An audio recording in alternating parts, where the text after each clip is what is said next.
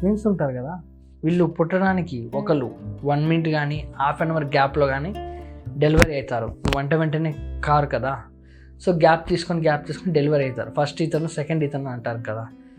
So ఇదే మాదిరిగా ఒక లేడీకి 1 బేబీ పుట్టాక 90 డేస్కి ఇంకో బేబీని డెలివరీ ఇచ్చింది. అంటే 3 months టైం తీసుకుందనమాట ఇంకో బేబీ డెలివరీ ఇవ్వడానికి. ఒక బేబీ డెలివరీ అయ్యాక ఆ లేడీ ఇండే. ఎందుకంటే నెక్స్ట్ ఆ పిల్లల పేరు, ఆ డెలివరీ అయిన బేబీస్ పేరు వచ్చేసి మోలియా అండ్ బ్యాంజివెనీ వెస్ట్. ఈ ఇద్దరు పిల్లలు, ఒకళ్ళేమో ఫస్ట్ టైం డెలివరీ, ఒకళ్ళేమో 90 days తర్వాత డెలివరీ. వరల్డ్ రికార్డులకు కూడా వీళ్ళ పేర్లు ఎక్కాయి.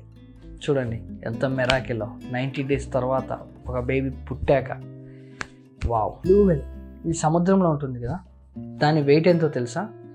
2.7 tons, 2700 kgs ఉంటుంది. వామ్మో, ఇంత బరువైన ఇది సముద్రంలో ఉంటుంది.